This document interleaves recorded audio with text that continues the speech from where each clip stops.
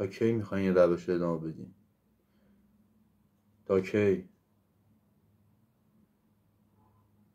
تا کی میخوای اون کسی که با امید و هزار تا آرزو میاد 2 تا کلیپای شما رو میبینه، 1000 تا پول ازش بگیرین، 1000 تا بیا داخل این دوره، این رو ثبت کن، فلان چیزا کامنت کن، چجوری وجدانتون راضی میشه؟ شب چجوری راحت سرتون رو بالش میخوابی؟ اینا همشون آرزو دارن. نمیخواد کامنت بذاری، نه کار خاصی انجام بدی.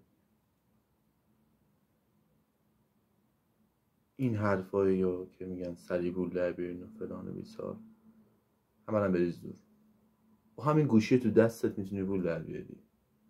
با همین گوشی که تو دستت داری من نگاه میکنی به راحتی میتونی پول در بیاری. کافیه همت کنی.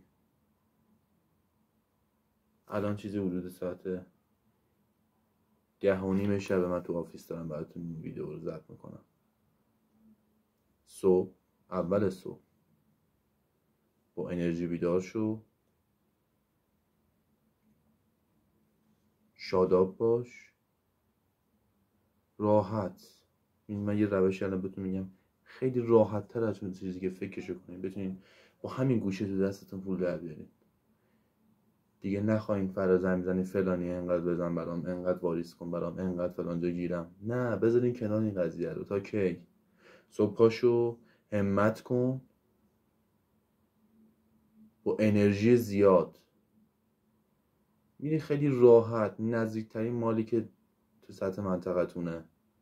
اولین گوشی فروشی که دیدی میری تو گوشی رو با قاب تحویلش میدی و اولین پول خوشگل میاد دسته. ولش کن این کسچرای ملت رو. See you